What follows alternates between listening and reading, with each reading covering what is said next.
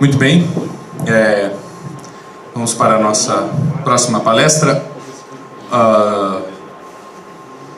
Vocês podem ver, então, né, que está tudo girando em torno de Renascimento e tudo isso, né? Nós já, no primeiro congresso, talvez instintivamente, nós tratamos bastante de Antiguidade, né? Nos dois outros, de Idade Média, e nesse nós trouxemos um pouco mais para o Renascimento, que é o contexto histórico e cultural no qual se desenvolve a Ratio Studiorum e os métodos pedagógicos que vigoraram pelo menos por 300 anos, um pouco mais, outros menos, né? A Renascença acaba, mas, digamos assim, a forma de ensinar muitas coisas, e por mais que houvesse outra perspectiva histórica e cultural, muda, mas as coisas continuam acontecendo da forma como elas foram estabelecidas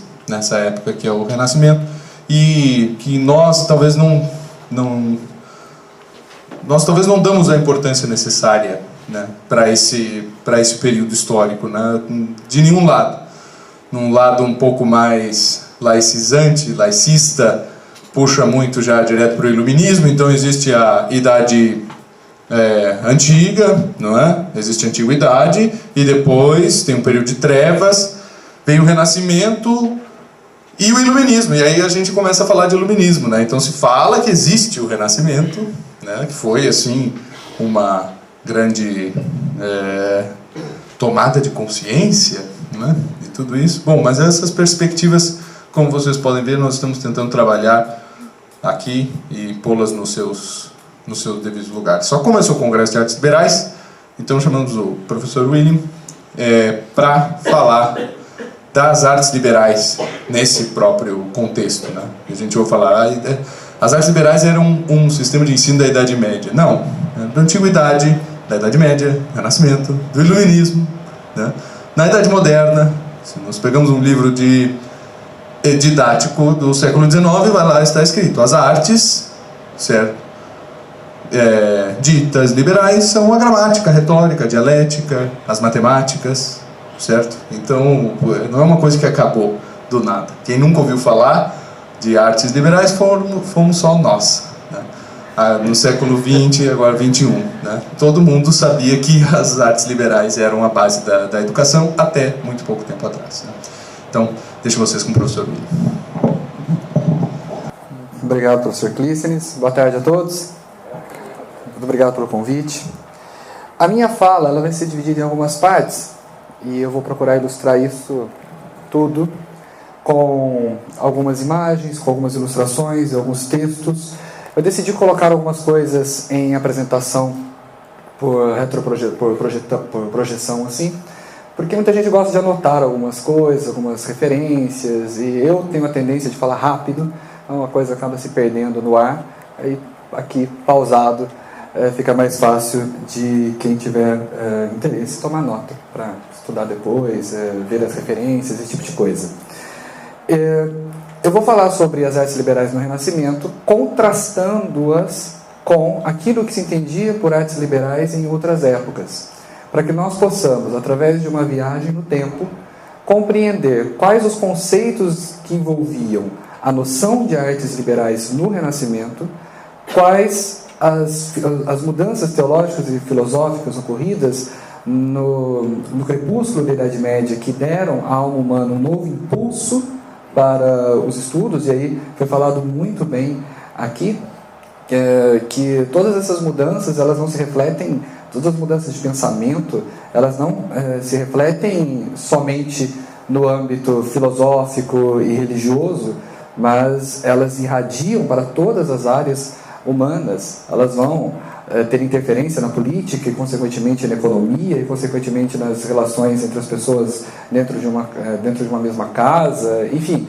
Então, qualquer coisa que você mude ali no sistema de crença das pessoas, isso vai ter uma irradiação profunda praticamente em toda a sociedade, algo bem tratado já por Fustel de Coulanges na Cidade Antiga. Eu vou começar a apresentação, então, fazendo esse contraste entre as noções de artes liberais na Idade Média, como isso, o que se tornou no Renascimento, depois passar quais eram os conceitos de artes liberais na Antiguidade, na Idade Média, depois nós vamos para o Renascimento e ver, novamente, nós vamos encerrar ali, tratando sobre como que um estudioso católico, um estudioso cristão, ele pode absorver os conhecimentos dos autores antigos, sem com isso paganizar-se, sem com isso trair a própria fé, algo que infelizmente no Renascimento não foi raro. É justamente do período do Renascimento em que nós temos o primeiro caso registrado de um sujeito que fez questão de, no leito de morte, não ser visitado por um sacerdote.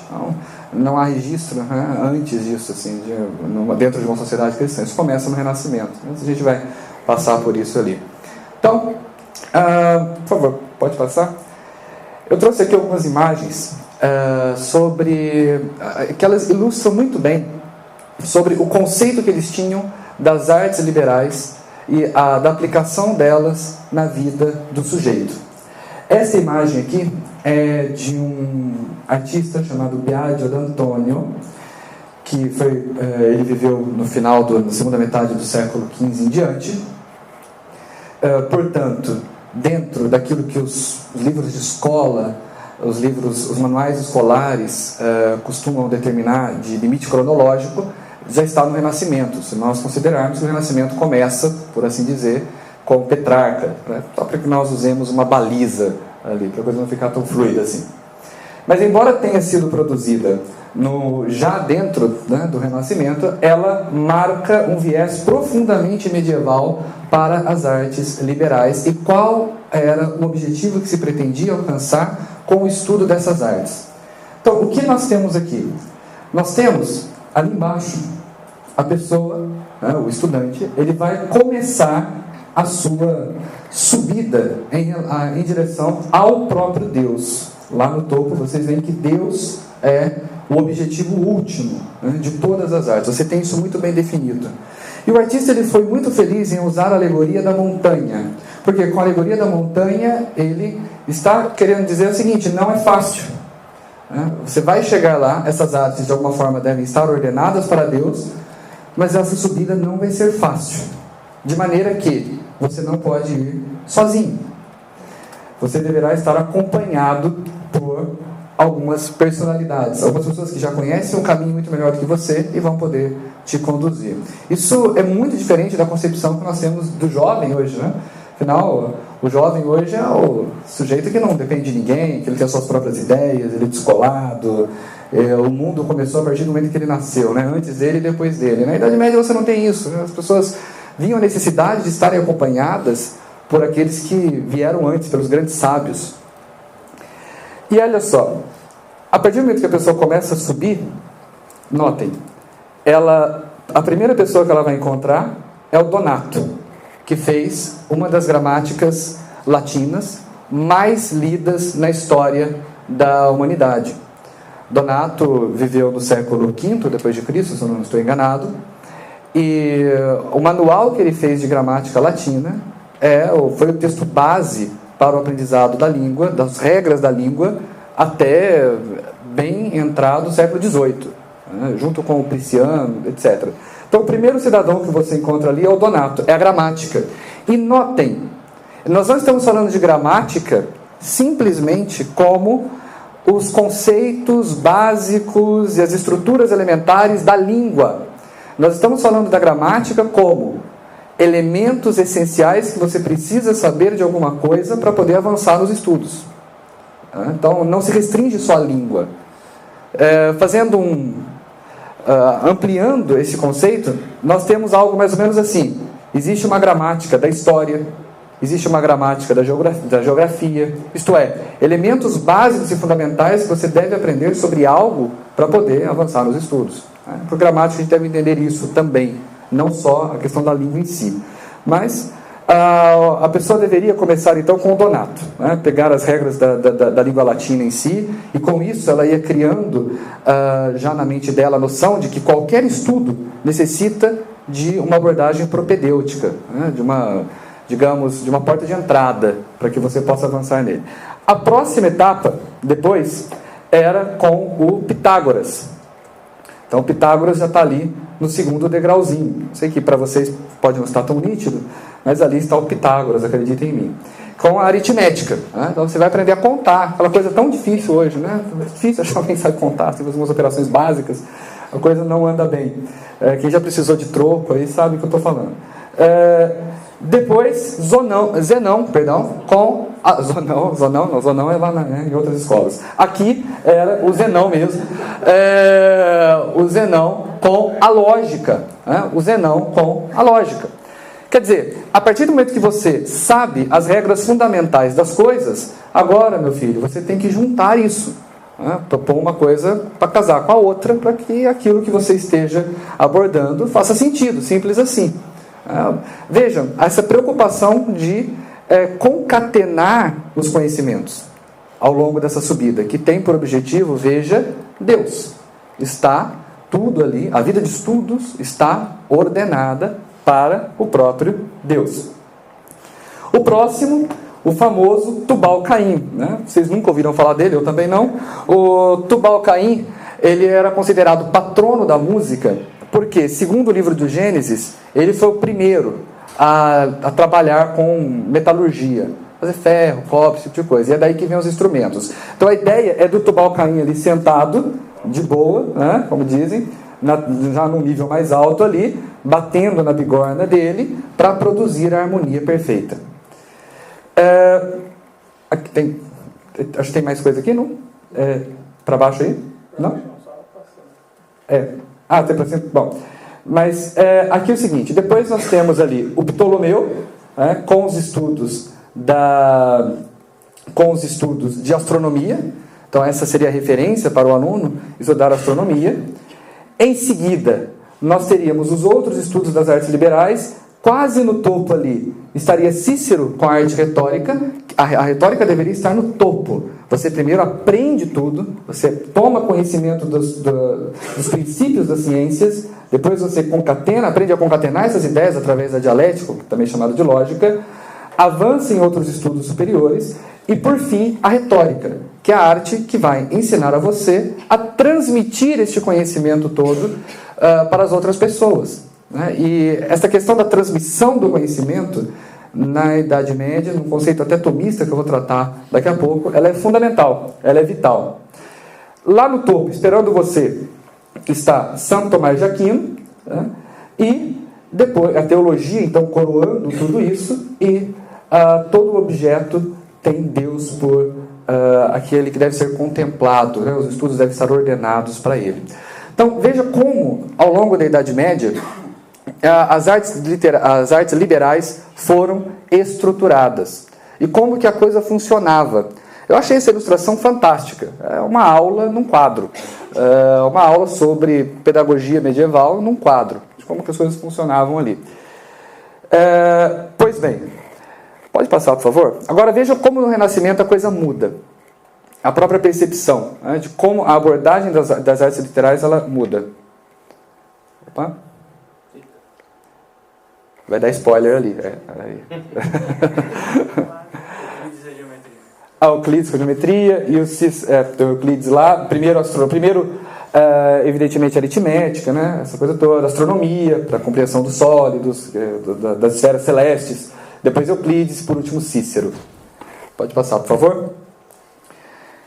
Vejam que esta já é uma ilustração do Martin de Vos, já também dentro do período da Renascença, mas notem que o conceito das artes liberais aqui é diametralmente oposto ao conceito de artes liberais e de finalidade das artes liberais que nós vimos no quadro anterior.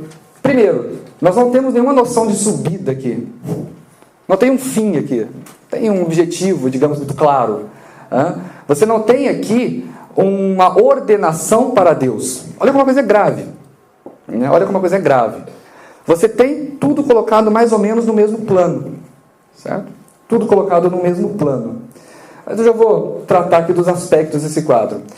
Notem que há todo um processo de reordenação das artes liberais, já no Renascimento, em relação àquela clássica divisão do trívio e do quadrívio. Então, como que o Martin aqui trabalha com as artes liberais? Ele joga à esquerda a geometria, a aritmética e a lógica. Ele dissocia a lógica da gramática, que seria o próximo passo depois da gramática, a lógica, dentro do trívio, depois da retórica. E do lado de cá, ele coloca a música, a retórica e a gramática. Então, ele quebra o trívio e o quadrívio e cria aqui 2 trívios. No centro, ele coloca a astronomia. E por que colocar a astronomia no centro? É justamente a ênfase na ideia do cosmos. É o cosmos, é este mundo, é esta vida aqui que é o objetivo dos das nossas artes. Evidentemente, o quadro ele fala muito mais que isso. Existem autores especializados, como Edgar de Bruyne, se não me engano, como a Frances Yates, que tratam de como esses autores do Renascimento procuram passar, através das obras deles, imagens ocultas. Aqui tem outras coisas também que eu não vou entrar em detalhes. Ali, no meio, atrás da astronomia, nós temos Cronos e Júpiter. Enfim, cada gesto, cada símbolo, cada movimento aqui das mãos das personagens, todas representadas por mulheres. Vocês vejam que as artes liberais estão isoladas, você não tem ninguém que as acompanha, que vai ser o seu guia, elas estão ali por si mesmas. E a finalidade sendo o estudo do cosmos. Então, este é um conceito muito interessante. Essas ilustrações refletem muito bem a imagem das artes liberais nos 2 períodos, na Idade Média e no Renascimento. Queria essas imagens aqui. Se fosse fazer uma ilustração, da educação hoje, seria um cara caindo num buraco negro, assim, e lá no fundo está o Paulo Freire, lá no fundo. Assim, Então, seria mais dramático, Mas, enfim, é importante esse estudo das obras de arte para que a gente possa compreender um pouco da mentalidade da época a respeito de um determinado assunto. Já pode passar, por favor. Pois bem, eu vou chover no molhado aqui um pouquinho, como nós dizemos lá em Minas. Vou falar coisas um pouco redundantes, para muitos, obviedades, mas achei interessante conceituar as coisas. Primeiro, o conceito de artes liberais em si, de maneira muito, assim, voo de pássaro, voo do azul, como dizem os franceses, para que nós possamos formar na nossa cabeça exatamente o que é, afinal, artes liberais. Então, artes liberais são aquelas artes dignas dos homens livres. Esse conceito de que havia artes que homens livres deveriam aprender, já surge na Grécia, eu vou tratar disso daqui a pouco também, é desenvolvido melhor na Roma Antiga e depois na Idade Média ganha todo um contorno especial quando coloca Deus como ordenador de tudo e para o qual todas as coisas devem estar ordenadas. As artes liberais elas devem ser contrapostas àquilo que os antigos chamavam de artes serviles, ou artes serviles, dependendo da pronúncia que se usa no latim, que são as artes práticas, por assim dizer, como construção, arquitetura, medicina, etc. Pois bem, no entanto, se lá na antiguidade nós tínhamos esse conceito de artes liberais como as artes dignas de um homem livre que vai administrar a polis, ou que vai defender a glória de Roma, qualquer coisa do tipo, com o tempo, nós temos que as artes liberais dão um salto, esse conceito dá um salto qualitativo muito importante, que passa a significar as artes que tornam o espírito e a mente livres. Isso é bem interessante, e na Idade Média também é muito forte isso. Justamente quando você pega a gramática ali, da gramática para a dialética, para a retórica, dentro de toda aquela ascensão pelo conhecimento, pelo caminho da montanha do conhecimento, você compreende que são as artes que devem tornar o seu espírito livre. Livre para quê? No que consiste a liberdade aqui? A liberdade é a liberdade de poder fazer o bem, a liberdade de poder amar a Deus. Então tudo isso vai sendo ordenado ali depois. Então o conceito ele se amplia muito mais. Pode passar, por favor, João. Opa. Muito bem. Conceitos de arte liberal ao longo da história. Nem sempre As artes liberais foram entendidas como trívio e quadrívio, né? Assim, desse jeito, com trívio muito bem definido, um quadrívio também muito bem claro para todo mundo o que fosse. A divisão das disciplinas, o conceito que elas representam, a importância que elas têm, foi sendo trabalhado ao longo dos séculos pelos mais diferentes pensadores. Aí. Então, Platão. E aqui eu aconselho o 7º livro da República, que ele trata da educação com mais vagar, ele trata com mais pormenores da educação ideal. Platão, no 7º livro da República, e em As Leis, o que ele estabelece? Que os jovens devem dedicar-se a gramática, aritmética, geometria, astronomia e música. Até aqui, nós temos as disciplinas que compõem as artes liberais. Só que ele acrescenta a ginástica, e ginástica aqui não é spinning, né? Essas coisas, bambolê. Ele está falando de ginástica aqui, o seguinte, são exercícios militares, claro, para preparar o jovem para a defesa da sua pátria, da polis ali. Exercícios ligados à higiene, à saúde, à dança também. E ele passa a dialética, né, para os mais aptos. Veja que não há uma ênfase aqui, não sei se vocês perceberam, não há uma ênfase na retórica. Né? Até porque nós temos toda aquela questão que envolve os sofistas, né? Quem já estudou um pouquinho de história da filosofia sabe o que eu estou falando. Então não há essa ênfase na retórica. Para Platão, as artes liberais, as artes que devem deixar o homem livre, que o homem livre deve estudar, são estas, e a dialética deve coroar tudo. Né? A lógica, a arte da argumentação ali deve coroar tudo. Né? Pois bem, Aristóteles. Quem quiser ver sobre o que Aristóteles trata a respeito de educação, deve ler o último livro da Política, o 8º livro da Política, que é o livro que ele vai pontuar sobre essas coisas aí. E para Aristóteles, vejam o que ele diz. Que as artes liberais devem ser, as artes que o jovem deve aprender: a gramática, a ginástica, música e desenho. Eu já não estaria apto a seguir aqui o caminho de Aristóteles, porque para desenhar realmente não tem vocação nenhuma. Os bonequinhos de palito não ficam bonitos, né, para você ter uma ideia. Não dá para ver se é um ser humano ali ou qualquer outra coisa. Mas ele acha que o desenho é importante, porque leva à contemplação do belo, contemplação da beleza. E a ginástica aqui tem o efeito para Aristóteles de fazer com que o jovem desenvolva um senso de coragem. Então notem que já se tem na Grécia Antiga, isso é trabalhado com outros autores também, mas eu quis pegar os mais conhecidos, já se tem o conceito de que há determinadas disciplinas que os jovens devem aprender dentro de uma determinada ordem para alcançar determinado fim. E o próprio Aristóteles vai dizer ali, está claro, contudo, né, está claro, aqui está no final, faneron estin, mas ele diz lá, está claro, contudo, que há certa educação que deve ser ministrada aos filhos, não por ser necessária, mas eleutherion, liberal, digna do homem livre, e kalen, nobre.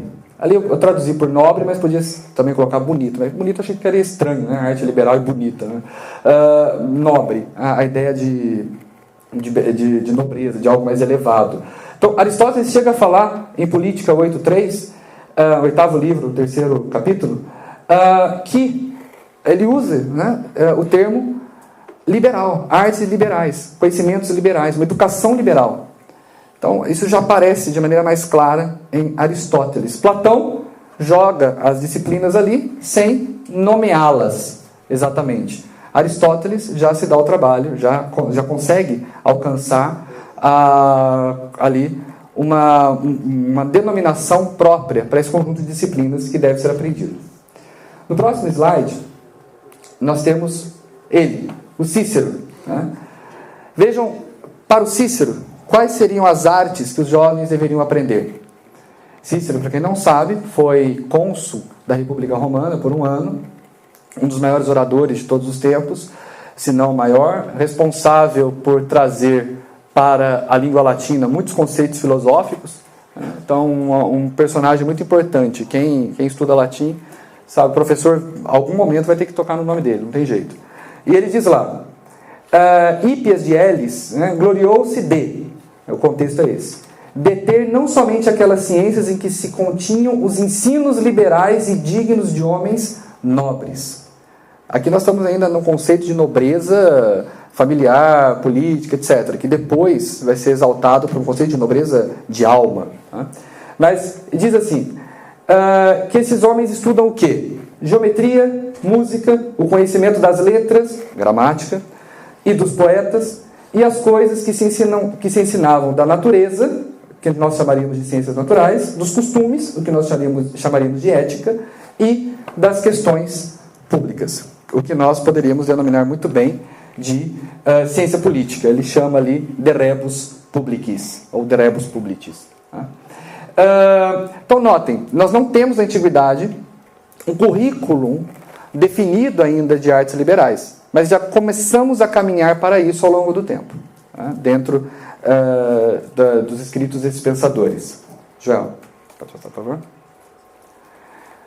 Bom, na Roma Antiga, com Terêncio Varro, nós temos já uma definição mais precisa de quais seriam as artes liberais, uma tentativa de definir um currículo próprio. Infelizmente, a obra dele se perdeu, não chegou para nós, senão em fragmentos. Santo Agostinho, no século V, também trabalha já com os conceitos de artes liberais, escreve uma série de opúsculos tratando especificamente, já pelo menos, do trivium. Até o Instituto de São Vítor lançou, né, o trivium agostiniano. Ele já trata ali nos diversos opúsculos o que é a gramática, o que é a dialética ou lógica e o que é a retórica, o que você deve estudar, o que saber essas coisas contemplam. Antes, o que nós temos é o seguinte, o sujeito deve saber isso, aquilo, outro. E aí ficava a cargo do preceptor particular ensinar o que ele devia aprender ou não, o que ele devia ler ou não. Normalmente era Homero, né, os grandes autores. Agora, nós começamos a ter uma descrição precisa do que é saber gramática, o que é da gramática latina o sujeito deve saber, o que é saber dialética, o que é saber retórica. Nós temos um manual de formação nesse sentido. Agora, o cidadão responsável por definir categoricamente quais são as artes liberais e que vai marcar os estudos dessas artes ao longo da Idade Média é esse sujeito aí, o Marciano Capella. Ele escreveu essa obra De Nuptiis Philologiae et Mercurii, o casamento da filologia com Mercúrio. Na verdade, é uma obra até um pouco... trata-se de uma alegoria em que Mercúrio, que deve ser compreendido como uma busca honesta pelo saber, né? Lembrando que Mercúrio é o deus responsável por levar a mensagem dos deuses aos homens, né?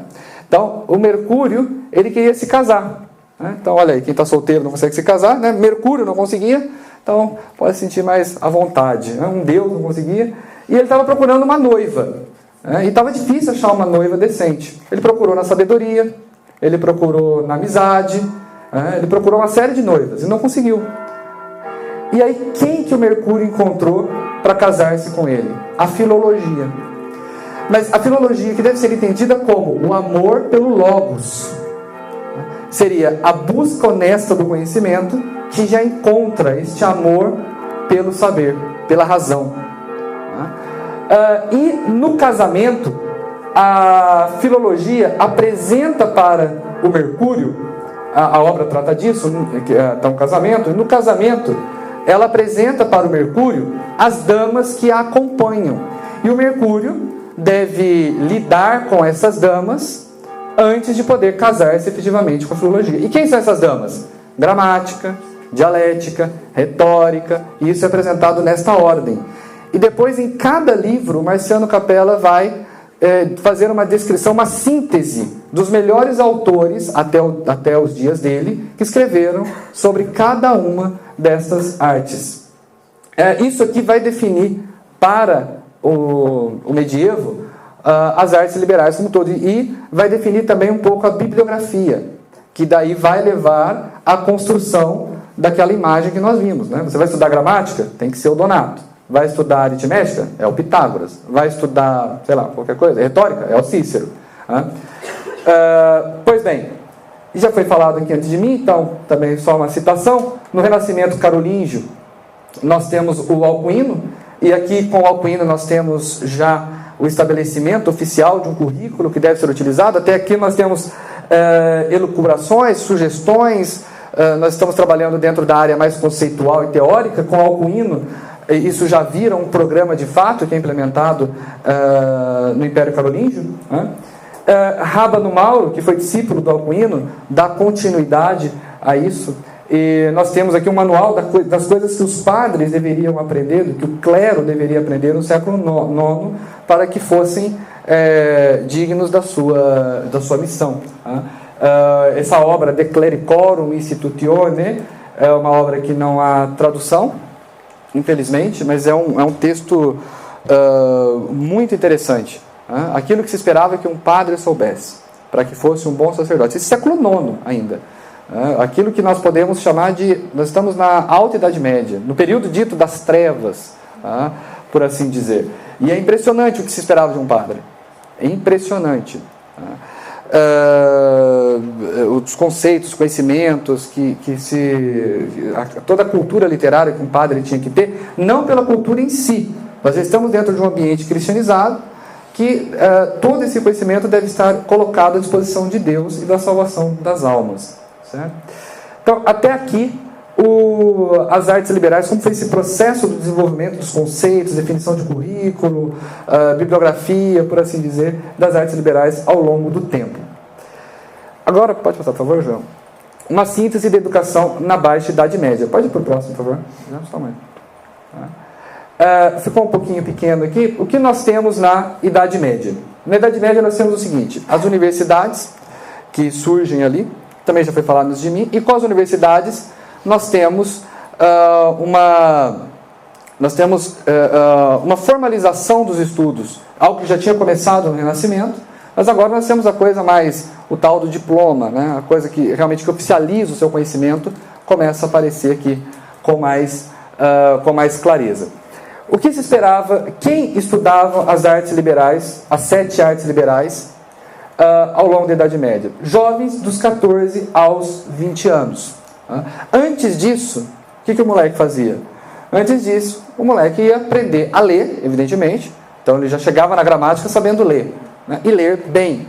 Ler através do quê? Das Sagradas Escrituras, principalmente. Então ele ia aprender algumas noções básicas para prepará-lo para as artes liberais. Com 14 anos, ele começava os estudos dele, de gramática até a retórica, que deveria acabar lá pelos 20 anos. Depois disso, o que ele estudaria? Uma das grandes 3 áreas do conhecimento: teologia, medicina ou direito. E aí ele se doutorava numa dessas 3 coisas. Lembrando que, vejam, eu até conversava com o Clístenes ali, um pouco antes, é muito interessante nós notarmos o seguinte: nós estamos vivendo um momento da educação em que não dá para inovar muito. Porque até para inovar você tem que ter algo antes. Você tem que ter uma base, algum fundamento anterior que permite você fazer algo novo com aquilo que você tem. O que nós temos que fazer é realmente levantar essas bases, recuperar essas bases. Ir lá nos textos antigos, aprender, ler esses caras todos, o que eles falavam sobre as artes liberais, ler os autores que eles leram, ser acompanhados pelos mesmos homens que os acompanharam nessa escalada rumo à sabedoria, a Deus, segundo a imagem que nós vimos no início da apresentação. Então, notem, a Idade Média ela foi profundamente inovadora, porque ela tinha toda uma base que permitia essa inovação. E nós vamos ver como o Renascimento, muitas vezes, ele vai ser estéril, sob muitos aspectos. Ele vai ser estéril. Isso é muito contrário ao que a gente ouve na escola. Para não fugir do tema da apresentação, como que eles inovaram nas artes liberais na Idade Média? Por exemplo, aplicando ao ensino o método escolástico da lectio, a leitura, de quem já leu Santo Tomás de Aquino vai estar muito bem habituado com isso, a leitura de um texto, o levantamento das questões a partir daquele texto, com a quaestio, a disputatio, que é a discussão acerca do tema, e a glossa, que são os comentários. Então, o método escolástico passa a ser aplicado para dentro das artes liberais. Surge algo de novo no processo educacional medieval. algo que nós não tínhamos antes. E isso vai ser muito importante para o desenvolvimento da teologia, para o desenvolvimento da filosofia, e aí essas coisas todas vão refletir na política, na economia e em todas as outras áreas da vida, né? Pois bem, notem que dentro desta estrutura medieval, o que nós temos é uma ênfase nas artes liberais da dialética, principalmente por causa da disputatio, né, que é a discussão levantada, quando o autor pegava opiniões divergentes sobre um determinado tema e tentava conciliá-los ou refutá-los, enfim, né, e essas disputationes também podiam acontecer ao vivo e a cores na universidade. Não são poucos os relatos de discussões que se tornaram muito famosas e, inclusive, havia um público relativamente numeroso para assistir aquelas discussões. Então, imagina você hoje, você chamar seu amigo lá, está tendo uma discussão legal lá sobre, né, como que se dá o processo de diferença nas três pessoas da Santíssima Trindade, né? Ou está tendo uma discussão muito interessante lá sobre se a vontade predominava em Cristo, a vontade humana ou a divina, né? Vamos lá. Quer dizer, na Idade Média tinha. Na Idade Média você tinha isso. Hoje você não tem. Você imagina você convidando um amigo seu para tratar desse tipo de coisa, sobre os seres de substância separada, né? Ele vai achar que você, sei lá, virou espírito, alguma coisa assim, né? Então, mas veja que na Idade Média isso era plenamente possível, né? Isso era plenamente possível. As pessoas estavam já mais ambientadas a isso, a esse tipo de discussão, porque a própria educação já estava estruturada para levar a isso.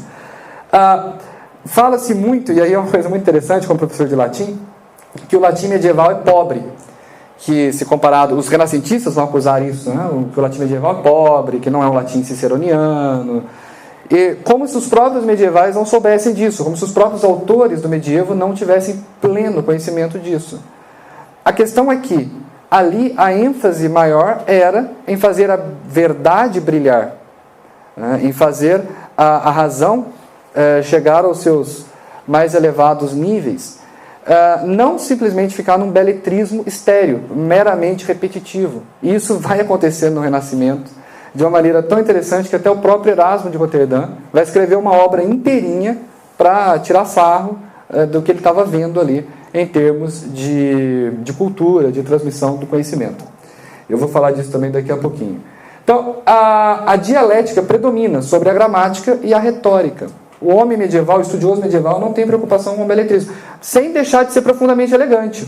Um texto de São Tomás de Aquino, ele é muito mais próximo da sintaxe do português, por exemplo, mas ele não deixa de ter a sua elegância dentro da própria língua latina.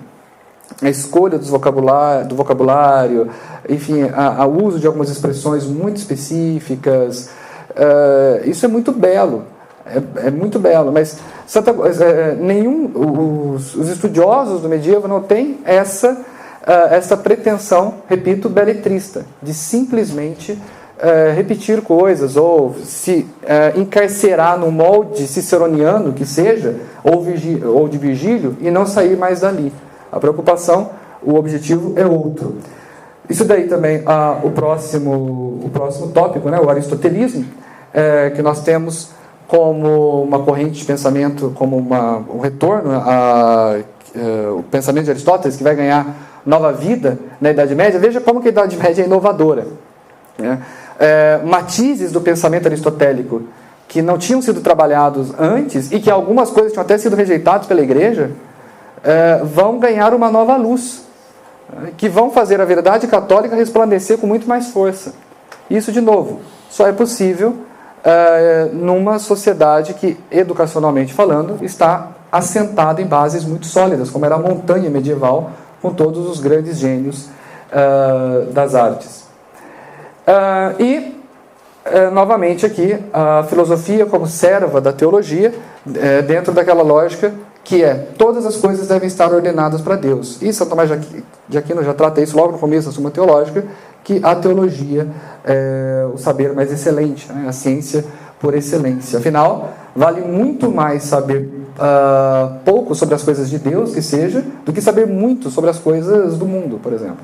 Quer dizer, o conhecimento que vai levar à salvação Sabe, é aquela coisa, muita gente vai ser salva por saber o credo, né? Mas conhecê-lo profundamente, saber viver o credo, enfim, deixar-se, converter-se, né? Rezando uma Ave Maria, um Pai Nosso, e se salva. E muitos doutores, versados nas mais variadas ciências, vão se perder. Então, como aquela ilustração mostra, todas as coisas deveriam estar voltadas para Deus. Deus é o fim de todo o processo educacional, de toda a educação. Deus é o fim último do homem. A educação medieval deixa isso muito claro. Pode passar, por favor, João. E aí, eu acho muito legal que eu cheguei aqui num ponto que eu tinha tocado no começo da apresentação.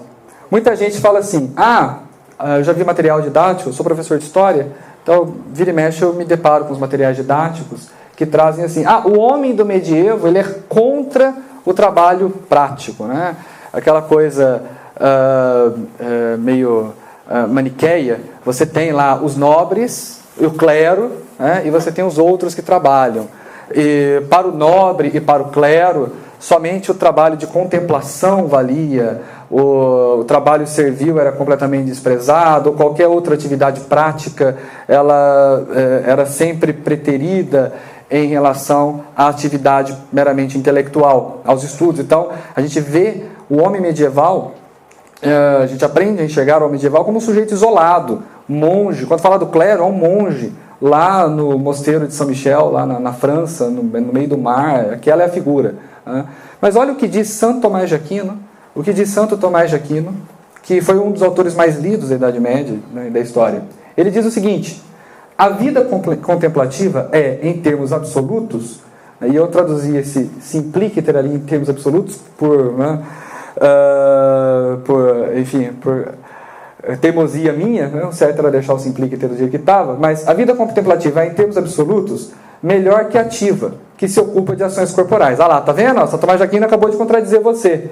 Mas a vida ativa, em que uma pessoa, pela pregação e pelo ensino, transmite a outros as coisas contempladas, é mais perfeita do que a vida que se limita à contemplação, pois tal vida pressupõe uma abundância de contemplação. Por isso Cristo escolheu este tipo de vida. Veja que São Tomás de Aquino está dizendo, em outras palavras, o seguinte: muito legal você ficar contemplando, é bacana, ótimo. A gente pode até, se nós hierarquizarmos as coisas, isso aí está acima das atividades meramente práticas. Mas este estar acima não é estar desassociado, é estar ordenado.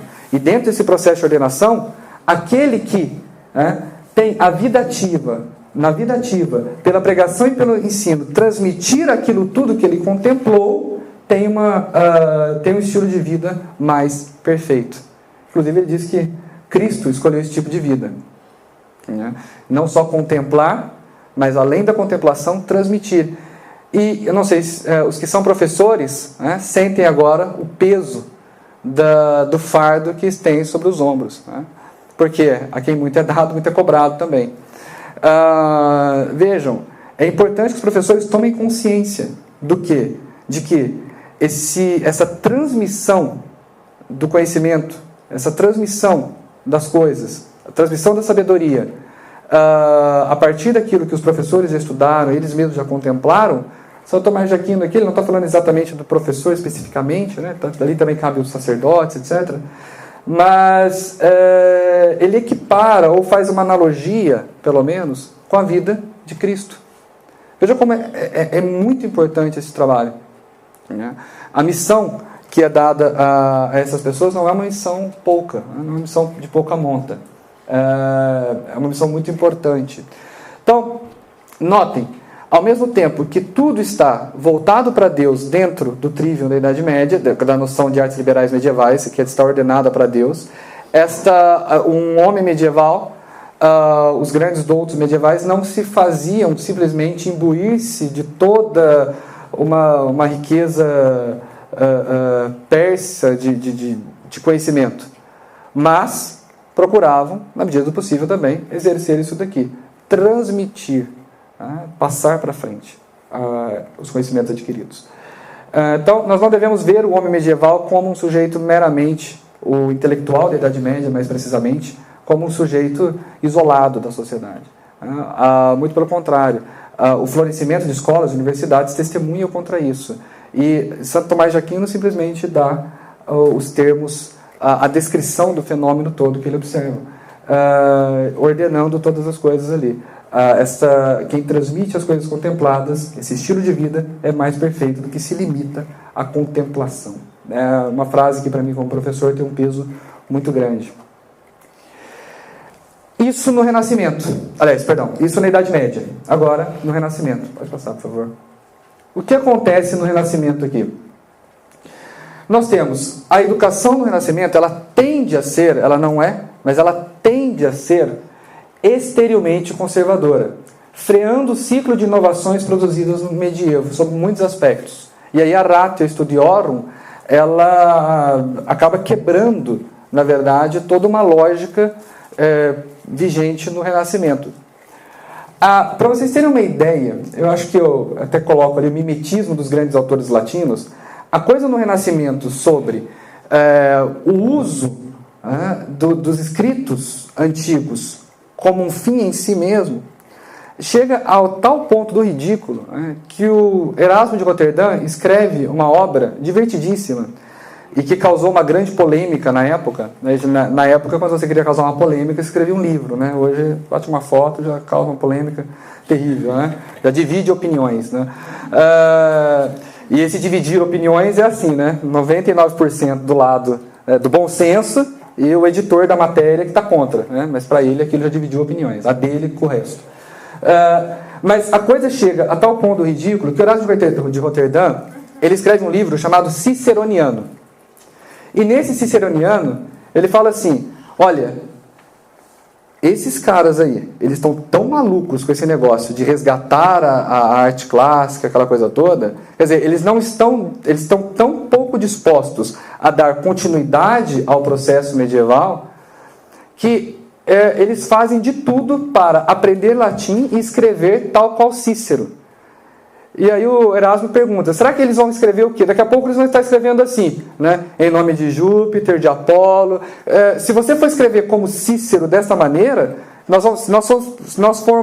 se nós engessarmos a coisa, o latim propriamente dito, a Latinitas Áurea, ao latim de Cícero, ou de Virgílio, ou o que seja, nós não vamos poder usar os conceitos que foram surgindo com o tempo. Nós não vamos poder usar as ideias que foram surgindo no interior da língua latina, que são perfeitamente naturais dentro do movimento de inovações, que veio, por exemplo, no período anterior ao nosso. Então, no cristianismo, como é que a gente vai falar batismo, dentro do latim ciceroniano, banho d'água?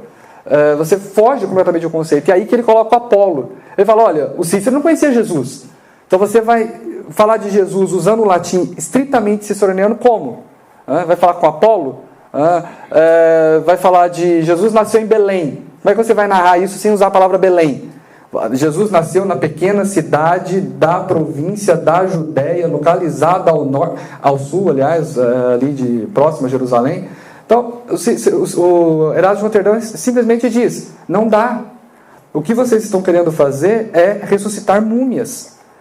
E engessar e adorar e servir a estas múmias, enquanto tais. E não fazer o uso daquilo que os antigos deixaram para trazer as inovações que nós vínhamos assistindo até há pouco tempo. E estou falando de Erasmo de Roterdã, que é um dos pais da coisa toda, aí, um dos mais empenhados autores desse período. Enfoque filológico e estilístico predomina sobre o moral. As artes liberais do Renascimento já começam a ter esta ênfase no estilo. O importante é escrever bonito. Ainda que você faça, como o Fitino e tantos outros, só escreva sobre, macumba. Mas o importante é escrever bonito. Você vai escrever sobre a pedra mágica, sobre, esse tipo de coisa. Mas vai escrever bonito. Isso que é importante. A ênfase no beletrismo, na virtuose vazia. Um viés antropocêntrico, como isso daí também já é senso comum, muita gente já sabe, sem problemas. Apreciação da natureza em si, esta vida. O homem do Renascimento, Há uma série de processos, de mudanças no final da Idade Média, que nós chamamos de Idade Média, que vai fazer com que o homem tenha um apreço cada vez maior por esta vida. A preocupação com esta vida aqui. É isso aqui que interessa. Acabei de falar do Capella, que é o que determina, digamos, define o currículo do que seriam as artes liberais de fato.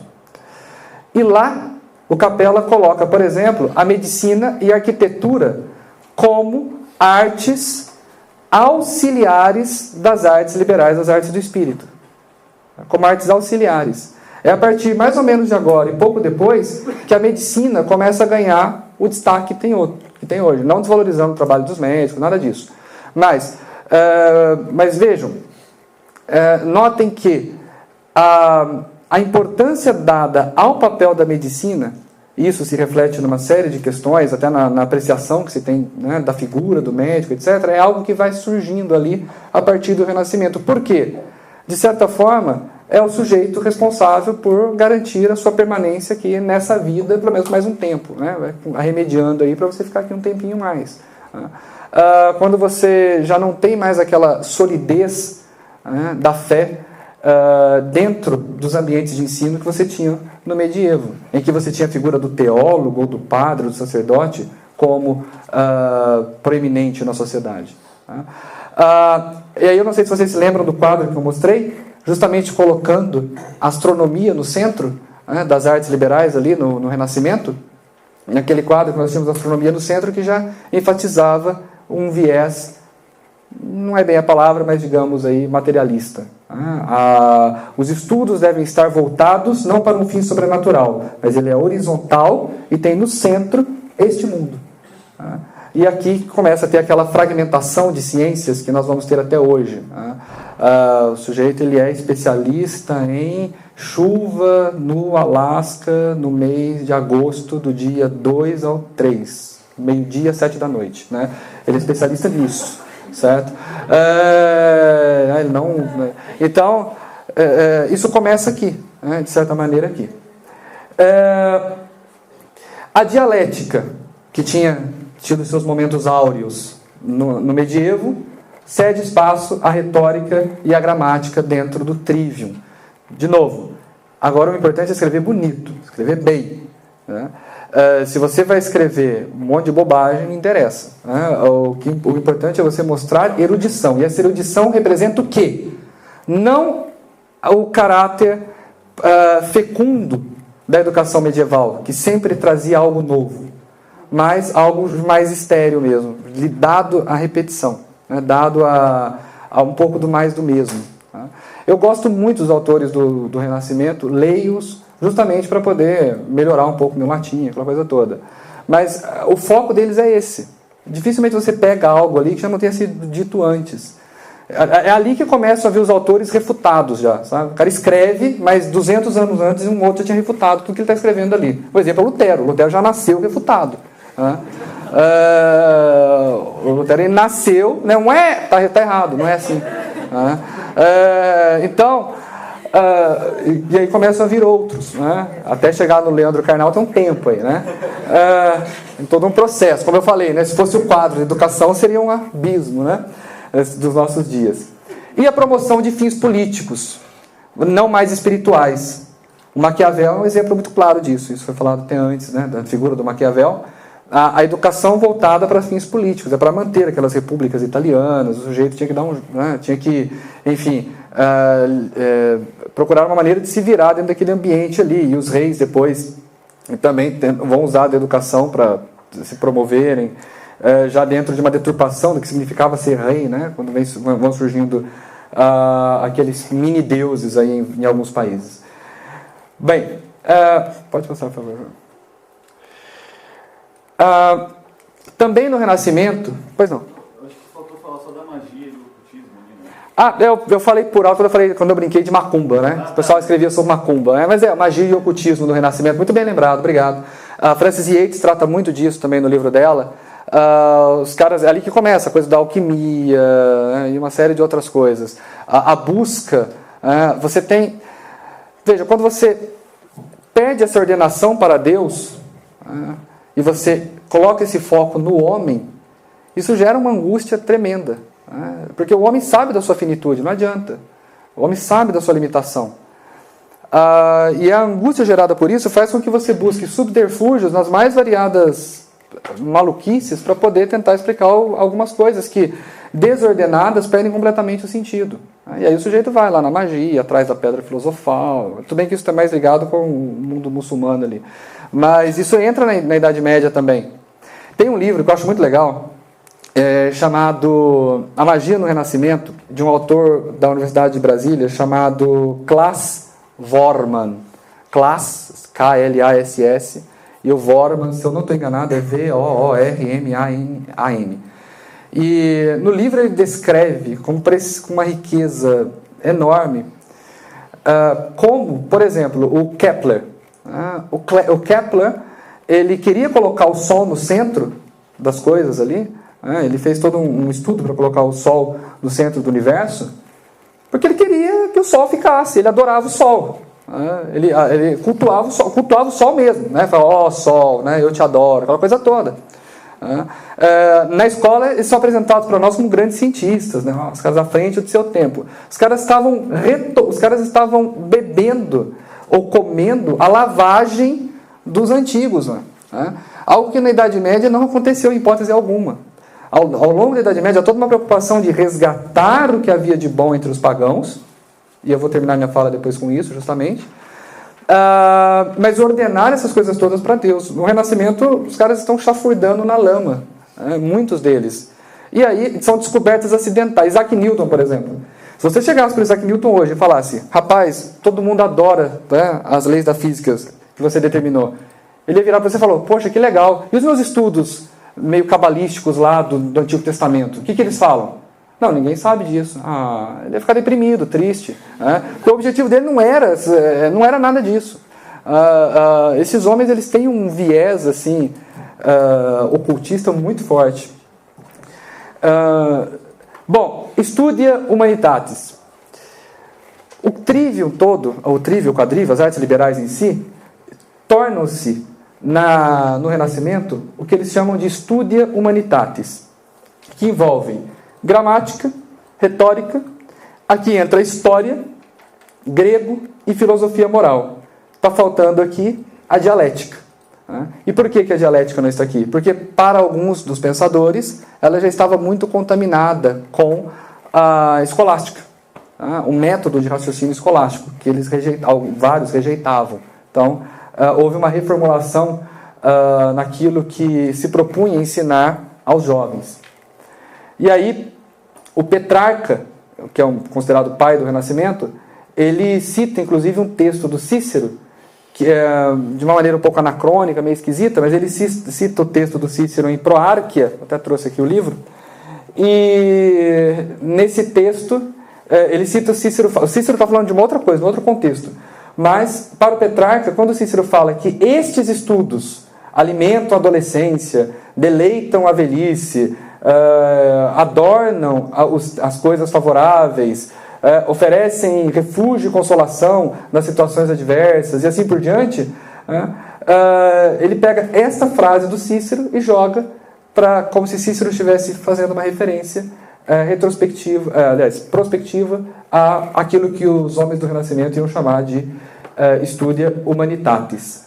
Enfim, em síntese, os estudos todos, você tem essa parte de estudos humanitatis, mas a ênfase recai mesmo nas disciplinas práticas, na mecânica, na arquitetura, na medicina e nas demais ciências práticas.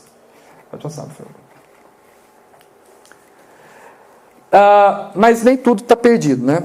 Muitos homens do Renascimento procuraram conciliar o viés cristão, o cristianismo, a doutrina cristã, com o conhecimento da antiguidade clássica. Tentaram fazer uma junção das duas coisas. Não fugir do espírito do seu tempo, do seu Zeitgeist, mas também não trair a sua fé cristã. De alguma forma também ordenar as coisas ali. Um dos autores, que muita gente não gosta dele, mas eu estou citando só porque foi um dos autores foi muito lido, na Antiguidade também, e, enfim, protestante, foi muito lido ali no Renascimento em diante, que é o João Comênio. Ele tenta conciliar essas duas visões de mundo na sua obra Orbis Sensualium Pictus, que nada mais é do que uma espécie de dicionário ilustrado do latim. Isso aqui já é muito importante também. As línguas nacionais aqui já começam a predominar sobre o latim. O individualismo vai ficando muito forte. Esse individualismo, ele é vertical, ele não é só do sujeito. Ele também se materializa nos conceitos de estados, né? A noção de cristandade começa a se esfarelar. Por isso a importância das línguas nacionais nesse período. No que consiste isso daqui? Pode passar, por favor? É um dicionário ilustrado para ensinar latim para criança, através de ilustrações e do significado das coisas numeradas na ilustração. Nesse primeiro diálogo aqui, e aqui vocês têm a versão bilíngue, esse texto do Comênios foi feito para ser bilíngue. Novamente, o latim vai perdendo a sua força ali. Olha o beletrismo, né? Aquela coisa estéril, foi fazendo com que o latim, justamente, em vez de florescer, morresse, né? Em muitos aspectos. Esse livro ele é bilíngue, sempre bilíngue. Aqui eu estou com a versão inglês-latim. Podia ser francês, latim, tinha holandês, latim, etc. O jovem chega para o rapaz ali, né? E o rapaz, que se apresenta como professor, ele convida o menino. Ele fala: Veni puer disque sapere. Venha, ó menino, aprenda o que é a sabedoria, aprenda a conhecer, a saber. E aí o menino pergunta: Quid est sapere? O que é saber? E aí ele vai dizendo ali, eu não estou conseguindo enxergar direito, mas ele coloca agere recte, intellegere recte, compreender corretamente, agir corretamente, falar corretamente, né? Todas as coisas necessárias. E aí o menino fala: quem que vai ensinar isso? E o professor: ego com Deo, eu com Deus. Inclusive a próxima lição é justamente sobre a Santíssima Trindade. Mas, novamente, há o elemento visual, já que a dialética não está lá nos seus melhores dias, o raciocínio, aquela coisa toda, a lógica. Então, você recorre a outros elementos para substituir. E aí vai o visual, no caso. Então, pode passar, por favor. Aqui, essa é uma lição sobre o ar. Os diversos nomes que o ar tem em latim. E aí o Comênios coloca números ali, nos tipos de ar, e depois dá o nome deles em latim. Pode passar, por favor. Um outro autor que eu gosto muito, é um dos mais divertidos que eu acho, é o Rainério Carsugio, que ele escreve um manual, né? Ele tenta também conciliar as duas coisas. Ele é um padre jesuíta, e ele escreve um manual sobre a arte de escrever e falar, de escrever e de ler. De escrever, ler e falar bem.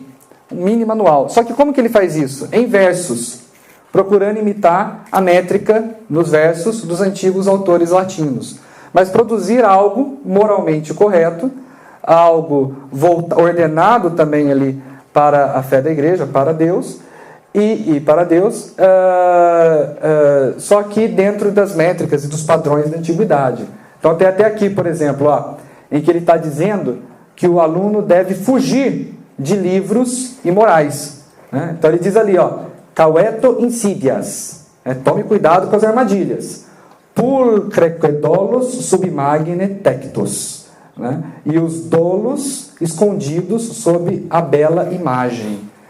Ou seja, coisas que estão muito bonitas, muito bem escritas, mas são pérfidas. Pede para o aluno fugir desses livros. Fugir, caueto, tome cuidado, sai dessa, né?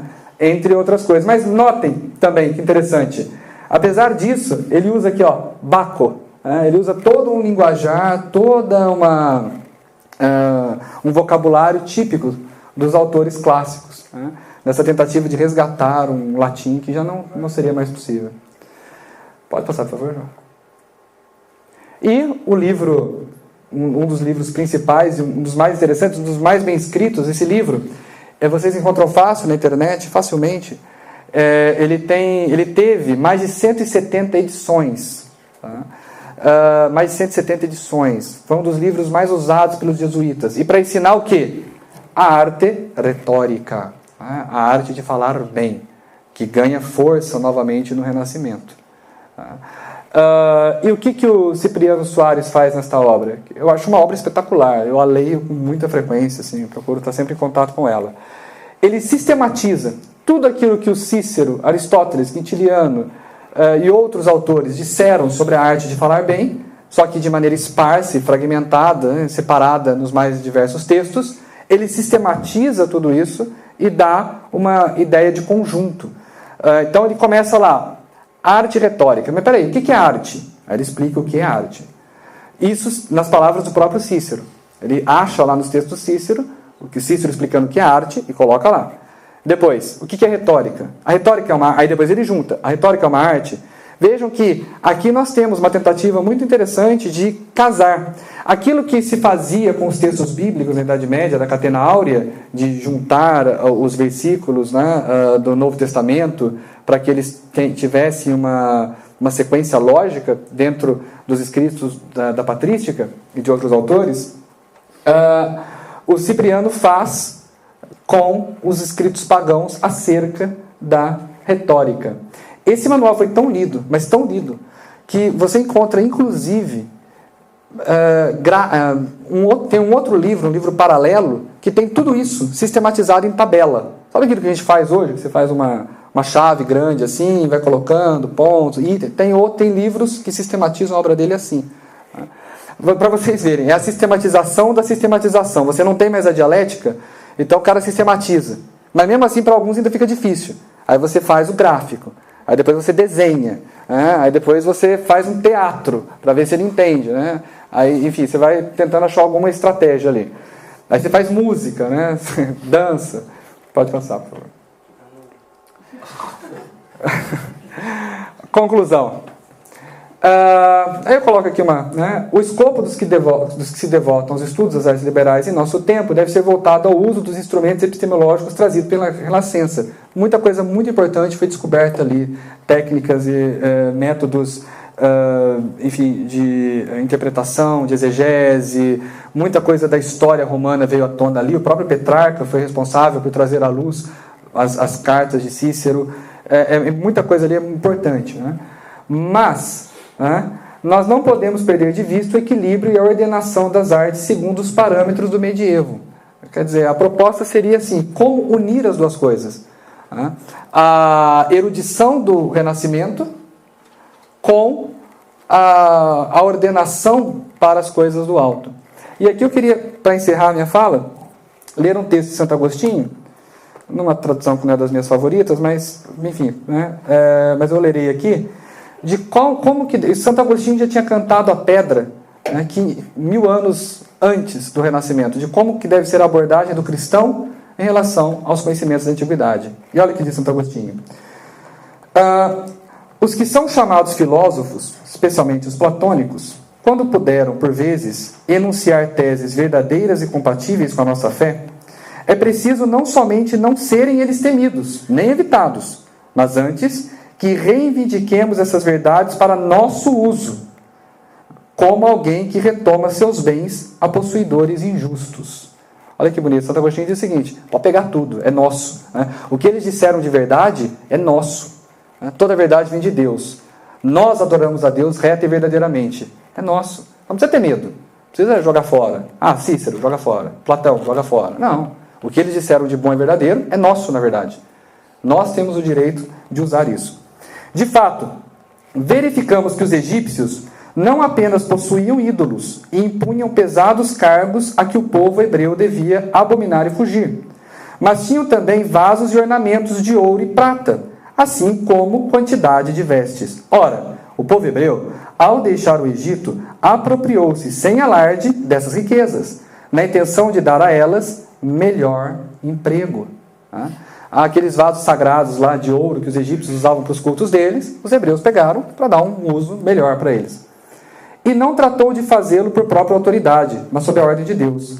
E os egípcios lhe passaram sem contestação esses bens dos quais faziam mau uso. Ora, dá-se o mesmo em relação a todas as doutrinas pagãs. Elas possuem, por certo, ficções mentirosas e supersticiosas, pesada carga de trabalhos supérfluos, que cada um de nós, sob a conduta de Cristo, ao deixar a sociedade dos pagãos, deve rejeitar e evitar com horror. Mas eles possuem igualmente artes liberais, bastante apropriadas ao uso da verdade e ainda alguns preceitos morais muito úteis. E quanto ao culto do único Deus, encontramos nos pagãos algumas coisas verdadeiras que são como o ouro e a prata deles. Não foram os pagãos que os fabricaram, mas os extraíram, por assim dizer, de certas minas fornecidas pela providência divina, as quais se espalham por toda parte e das quais usaram, por vezes, a serviço do demônio. Quando, porém, alguém se separa pela inteligência dessa miserável sociedade pagã, tendo se tornado cristão, deve aproveitar-se dessas verdades em justo uso para a pregação do Evangelho. Quanto às vestes dos egípcios, isto é, as formas tradicionais estabelecidas pelos homens, mas adaptadas às necessidades de uma sociedade humana, da qual não podemos ser privados nesta vida, será permitido ao cristão tomá-las e guardá-las a fim de convertê-las em uso comum. Então, o que de bom que os pagãos fizeram é cristão por direito. Né? Digamos, Santo Agostinho nos dá pode roubar sem dó. Né? Pega, é cedo mesmo. Roubar não, é retomar. Mas, enfim, talvez para o Renascimento tenha faltado um pouco isso. Né? Para os homens do Renascimento. E a gente, de posse daquilo que fizeram os homens do Renascimento e do que foi feito antes deles, talvez possamos, como formiguinhas, construir um novo projeto educacional que não despreza todas as tradições que nós temos mais ricas e possamos aí, quem sabe, reedificar aquela montanha que jaz derrubada, mas que nos leva não só ao conhecimento das artes, mas muito mais importante, à salvação e ao próprio Deus. Então, é isso por hoje.